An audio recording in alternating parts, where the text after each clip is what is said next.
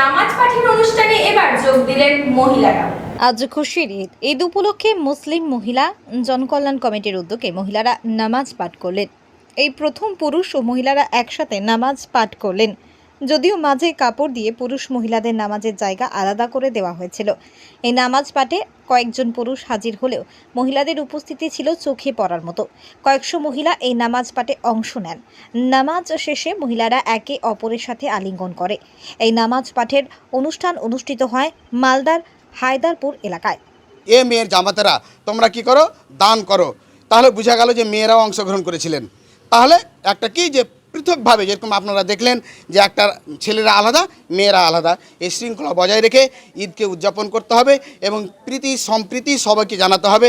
নিজের বিভিন্ন রকমের যে ক্রিয়াকলাপ রয়েছে এবং আমরা যে ডিজে এবং বিভিন্ন রকমের যে লাইটিং, রাস্তাকে ব্লক করে দেওয়া, এগুলো শরীয়তে কোনো জায়গায় নেই। আমরা নিজের মন মতো করি।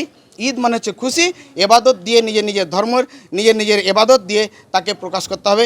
এটাই হচ্ছে ঈদের মানে উদ্দেশ্য। আল্লাহ যেন আমাদের তৌফিক দান করেন, আমিন। আমি উদ্যোগ নিয়েছি, আমার কমিটি আমার সমর্থন করেছেন। আমার কমিটিতে যেসব ভাইরা আছে তারা সমর্থন দিয়েছেন। আমাদের মহল্লাদের আমাদের কিছু পুরুষ মানুষ আছে, বেশিরভাগই সমর্থন আছে। Bureau report, PB news.